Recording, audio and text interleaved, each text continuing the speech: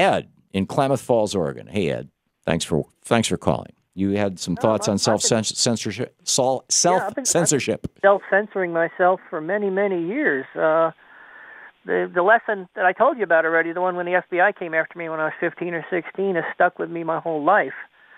About 4 years ago, I changed my registration to Republican, not because I am a Republican, but because I consider it safer to be a Republican on the official documentation that the government keeps about you. Whoa. You are genuinely nervous. You betcha. I turned off my computer in 2000 because I saw the way the country was going, and I always realize I live in a fascist police state. We do. The most dangerous thing I do is call your show. I consider that to be dangerous.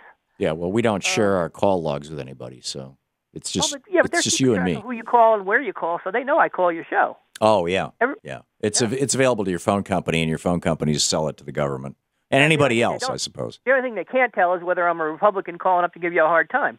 Right. So, this guy's registered right. Okay, we'll let him slide. That's why I consider it to be somewhat safe to call your show. Yeah. But I won't subscribe to the Nation magazine or anything like it, because somewhere there's a little needle that these private corporations are keeping and selling the information to the government about where you stand between Unabomber and hardcore libertarian. Right.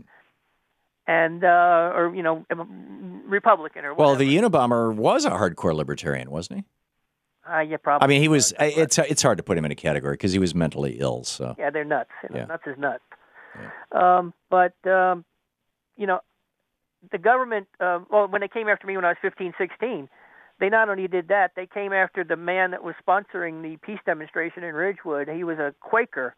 A man in a French church, and they tried to destroy him. They went to all the people he was doing business with and told him he's a communist. This was back during the Vietnam era?